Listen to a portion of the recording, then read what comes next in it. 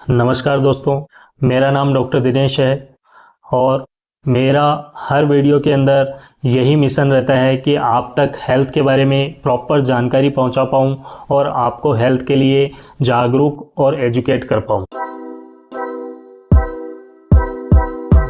आज मैं आपके साथ मेरी पर्सनल लाइफ का एक किस्सा शेयर करने जा रहा हूँ, जब मैं खुद एंजाइटी के अंदर इतना ज़्यादा फंस चुका था कि हर चीज़ मुझे बहुत इरिटेटिंग सी फील होने लगी थी।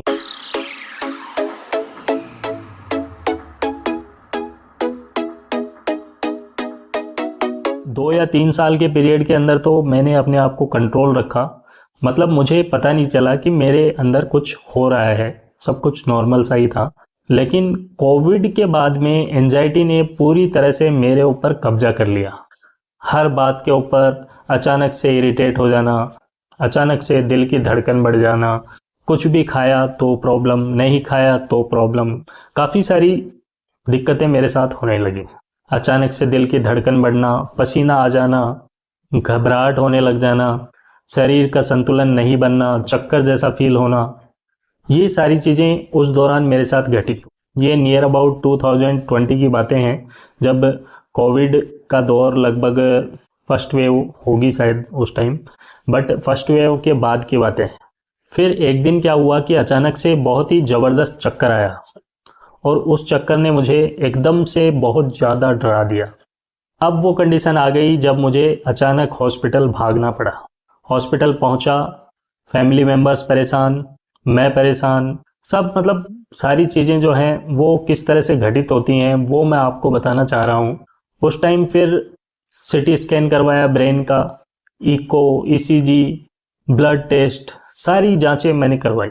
एवरीथिंग वाज नॉर्मल, कोई स्पेशल प्रॉब्लम नहीं थी। थोड़ा बहुत फ्लक्चुएट थी रिपोर्ट्स के अंदर, तो वो कोई मेजर इश्यू नहीं था।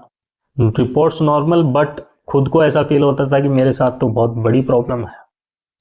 अब ये जो कंडीशन होती है एंजाइटी के पेशेंट्स के अंदर, ये बड़ी ही टेरिबल होती है, बहुत ही हॉरर होती है। मैंने मेरे जितने भी नॉन पर्सन्स थे, जैसे कि न्यूरो फिजिशियन से मैं मिल लिया, कार्डियोलॉजिस्ट से मैं मिल लिया, जनरल फिजिशियंस जितने भी मेरे दोस्त हैं या जो भी सीनियर्स हैं उनसे मिल लिया, ऑप्थेल्मोलॉजिस्ट से मैं मिल लिया, ईएनटी स्पेशलिस्ट से मिल लिया, सभी से मैंने कंसल्ट कर लिया और जो बेस्ट से बेस्ट हो सकते हैं उनसे भी मैंने कंसल्ट किया।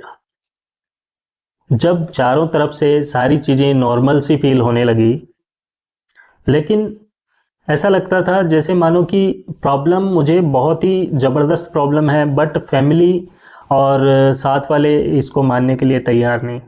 सभी कहते हैं कि कुछ नहीं है, सब कुछ नॉर्मल है, एवरीथिंग इज़ ऑल राइट। और जब मैं इन्वेस्टिगेशंस करवाऊँ, वो इन्वेस्टिगेशंस नॉर्मल आए, तो अब मेरे पास भी बोलने के लिए कुछ नहीं है। अब मैं इस तरह से परेशान होने लगा कि ये हो क्या रहा है। प्लेसिबो वाली जो बात मैंने मेरे कुछ वीडियोज़ के अंदर बताई है, वो भी अप्लाई किया, बट नियर अबाउट 1 ईयर मैं इससे परेशान रहा और 1 साल तक मैंने सारे डॉक्टर्स से मिलकर कंसल्टेशन किया, सारी जांचें करवाई, बार बार सिटी स्कैन, एमआरआई वगैरह मैंने करवाई, अलग अलग जगह से करवाई ब्रेन की, और अलग अलग जगह से मैंने इको करवाई, कम से कम 5 या 6 बार इको मैंने करवाई, इको टीएमटी। लेकिन कोई प्रॉब्लम ना होने की वजह से अब ध्यान गया साइकोलॉजी की तरफ। अब मैं मिला, मेरे एक दोस्त साइकेट्री के खास दोस्त हैं, उनसे मिला और उनसे सारी चीज़ें मैंने डिस्कस की। उन्होंने मुझे 2 या 3 चीज़ें ऐसी बताई जिन्होंने मेरी एंजाइटी को पूरी तरह से कवर कर दिया। मैंने खुद ने जो फील किया है, खुद ने जो कुछ भी किया है, वो मैं आपसे शेयर कर रहा हूँ। एंजाइटी की कंडीशन के अंदर अगर आपको अचानक से धड़कन बढ़ना, पसीना आना, घबराहट होना ऐसा फील होता है, तो आपको डीप ब्रीदिंग करनी चाहिए। डीप ब्रीदिंग आपकी एंजाइटी को इंस्टेंटली रिलीव करती है। मेडिटेशन या ध्यान लगाने से आपका दिमाग शांत होता है, इसलिए रेगुलरिटी के अंदर मेडिटेशन करें। बॉडी इम्बैलेंस के लिए मैंने बीआरटी की एक्सरसाइजेज की, वेस्टिबुलर रिहेबिलिटेशन एक्सरसाइजेज, जिनके ऊपर भी मैंने एक वीडियो पोस्ट की है। आप चाहें तो डिस्क्रिप्शन में मैंने उसका लिंक डाल दिया है, वहाँ से देख सकते हैं। उनको मैंने फॉलो किया विद इन 3 मंथ्स जब मैंने डीप ब्रीदिंग, मेडिटेशन और वीआरटी को फॉलो किया तो मेरी प्रॉब्लम 80% तक सॉल्व हो गई। 20% अब भी है, थोड़ा बहुत हो सकता है कभी कभार, कोई वो आप समझते हैं कि कोई ऐसा हो सकता है, कोई खबर सुन के हो जाए या फिर कोई ऐसा इंसिडेंस हो जाए, अचानक से कोई स्ट्रेसफुल न्यूज़ हो, तो उन केसेस के अंदर हो सकता है, but it's not so common nowadays. जिस दौर के अंदर मेरे पेरेंट्स, मेरे घर वाले, मेरी वाइफ सभी परेशान थे, उस दौर में मुझे काफ़ी सारे नेगेटिव थॉट्स आने लगे थे। एंजाइटी ने मुझे पूरी तरह से जकड़ लिया था और मुझे जो गाइड करने वाला था, एक आदमी जिसने मुझे सही तरीका बताया, खुद डॉक्टर होते हुए भी मैं उस एंगल से नहीं सोच पाया और न ही मुझे किसी ने एडवाइस किया उस एंगल के लिए। अदर डॉक्टर से भी मैंने कंसल्ट किया तो उन्होंने भी मुझे इस तरह का कोई एडवाइस नहीं किया।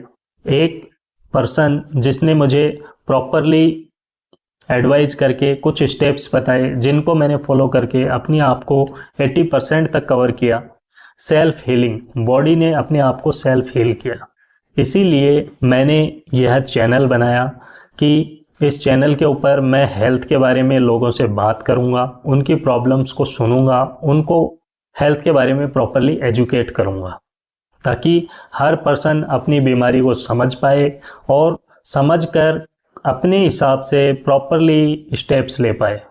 दोस्तों, बीमार होने पर डॉक्टर से कंसल्टेशन ज़रूरी है, लेकिन अगर आप अपनी बीमारी को समझते हैं, आपको पता है कि आपकी बॉडी के अंदर क्या हो रहा है, आपके साथ ये सिम्टम्स क्यों आ रहे हैं, तो आप किसी भी बड़ी बीमारी को इनिशियल स्टेजेस के अंदर कैच कर सकते हैं और अपने आप को किसी भी बड़े खतरे से बचा सकते हैं। तो ऐसी कामना करता हूँ कि आप में से कोई भी एंजाइटी का शिकार न हो और कोई भी हेल्थ इश्यू आपके अंदर न हो, लेकिन आपको एजुकेट रहना चाहिए, अवेयर रहना चाहिए और लोगों को भी एजुकेट और अवेयर करना चाहिए। स्वस्थ रहिए, हंसते रहिए, हर दिन कुछ ना कुछ नया सीखते रहिए। इसी के साथ आज के वीडियो को यहीं ख़त्म करते हैं। मिलते हैं नेक्स्ट वीडियो में एक नए टॉपिक के साथ। तब तक ध्यान रखिए अपना और अपनों का। धन्यवाद।